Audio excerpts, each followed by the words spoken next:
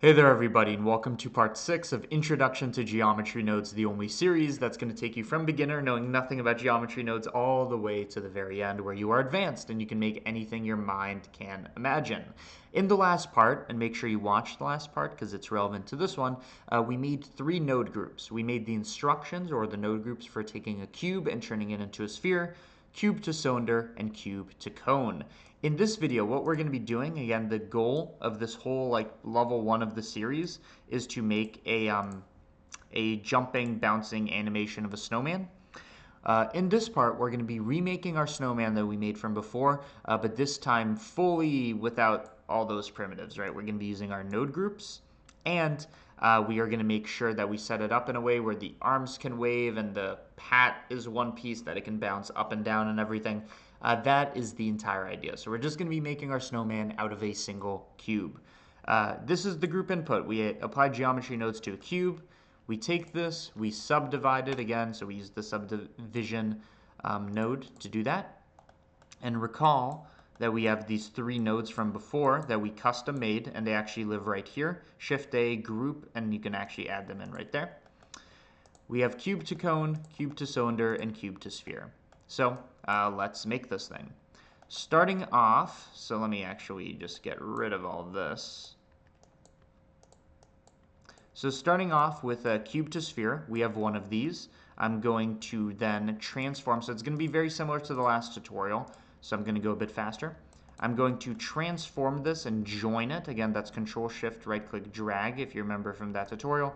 I'm going to move this up, and we are going to scale it down. Again, I'm going to take our cube and then cube to sphere and then apply another transformation where I move it up and scale it down, and that is the body of the thing. Again, the cool thing about this is because this is using our operation, you can see how it's actually a bunch of cubes we moved, but we manipulated it into the sphere. Okay?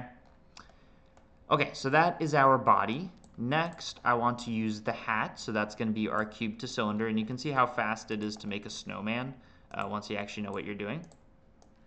So I'm going to take my cube to cylinder, and I'm going to make another one of these and join them. So I'm just making the hat component. So the hat should be wider on the X and Y and thinner on the Z, maybe even wider on the X and Y, and this is something we could animate if we want to.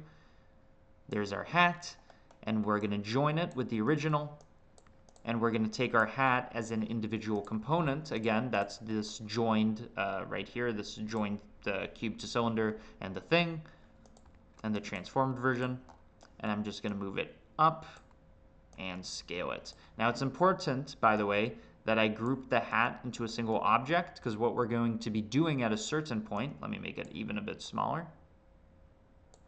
What we're going to be doing at a certain point is we're going to have the hat bounce up and down. So I like it that this cylinder and this cylinder we've joined, and then we're transforming it, because again, we're going to animate the hat jumping up and down. Okay? Next, what we are going to be doing is let's make the eyes, which are part of the main body. So what I can do is, again, use this cube to sphere, run it through a transform. Let's see what that looks like. So I want this to be thinner, like this, so it's actually an eye, something like that. Bit thinner this way, and definitely a lot thinner this way. That's our eye component. We are going to take that and join it as a separate thing. So let's see what this looks like through wireframe. Again, same thing we've been doing before, so that's why I'm speeding through it. Translate, add a bit of rotation on the relevant axis, and let's position it so it's offset on the X, offset on the Y, and a little on the Z, and it should be smaller.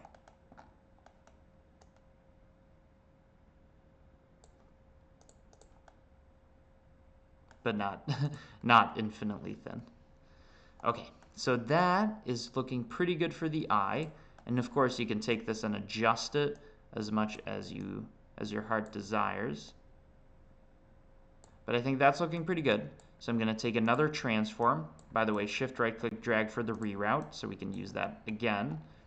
All I'm going to do is I'm going to flip the y components. Instead of negative, I'm going to make it positive. And let's actually join this so we can see it. I'm going to flip the z rotation, and I think that should be good. I mean, the eyes are a bit far apart. It's a bit of an alien over here. So what we could do is we could bring it down to 0.2. Then we have to redo the rotation. Sometimes you just got to be happy with it. Okay, next what we're going to be using is our cube to cone. So again, connect that here. And I'm going to join this as one of the final components minus the hand. Again, cube to cone takes our cube and makes it a cone. And notice that I want this cone to not just be like, I want it to be thinner. To do that, I can actually go into the node group. And remember, we have full control over this. We can map our map range to be a smaller. Remember, we had that -1 to 1 to 0 gradient. I'm going to make it a bit smaller, 0.3 to 0. And then, and this is the beauty of doing it procedurally because we can control all of that, I'm then going to send this through a transform node, bring it up, rotate it by 90 degrees, scale it down,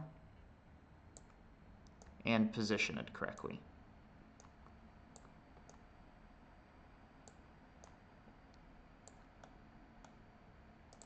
Okay, that looks pretty good. The final component that I want to make sure we do correctly is the arms.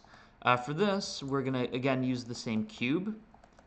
And one thing we're going to do is you might think, oh, for the arms, you take the cube and you make them like very thin on the x and, or in this case, the x and z axis.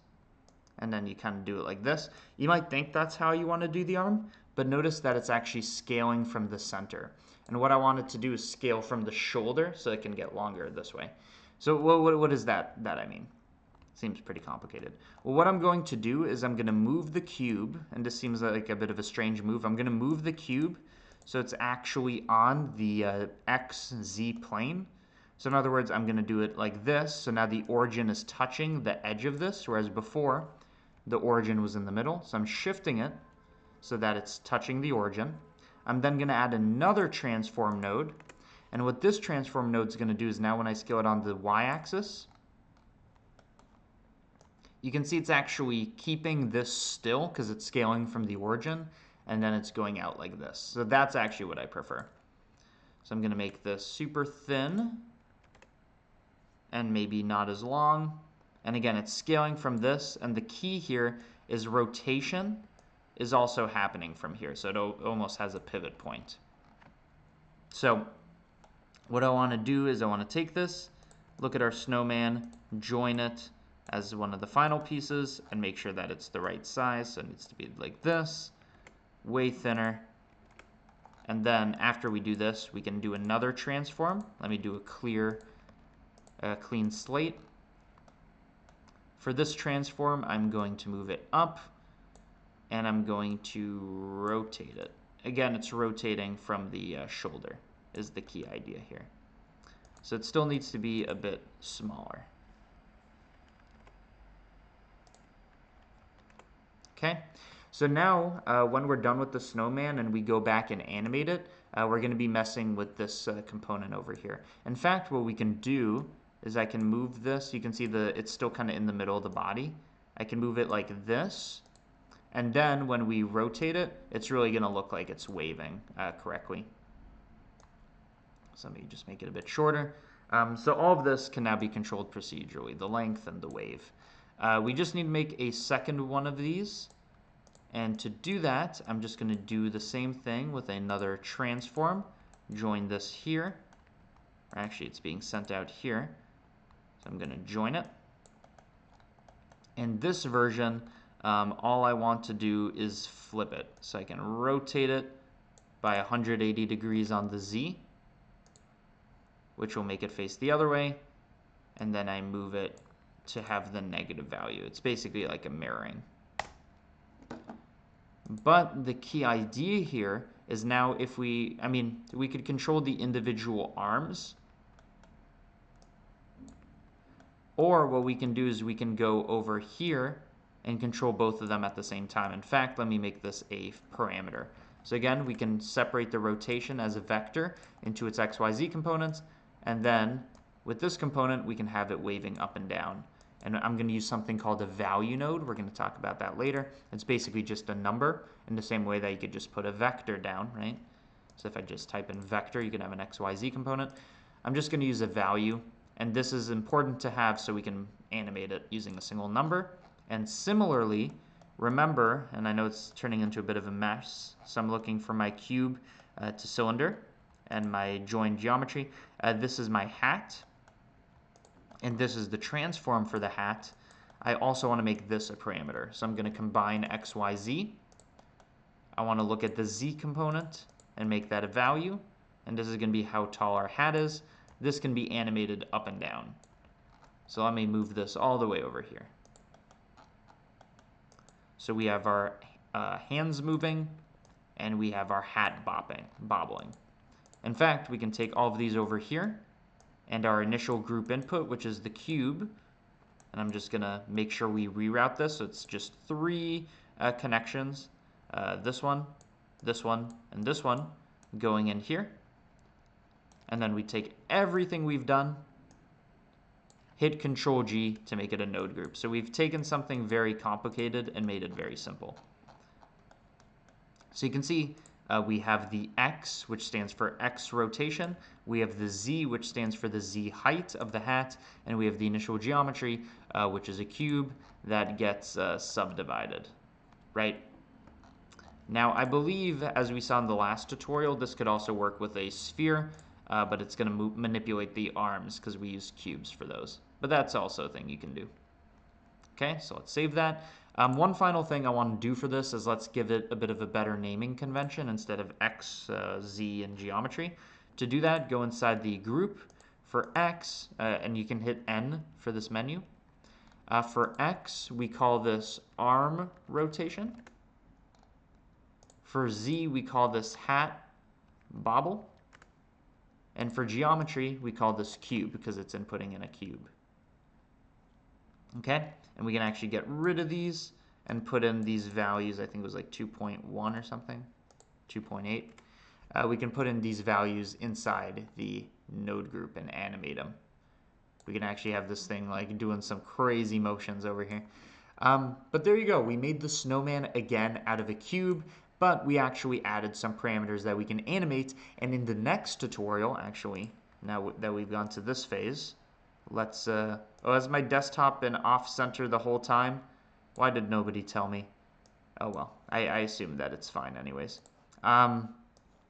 In the next part of the tutorial, we're going to be talking about how we would animate something like the arms and the hat over time without like adding any keyframes or anything, and also doing it periodically, sinusoidally. In other words, instead of the arms just going up, I want them to also go down and up and down and up and down, kind of repeating.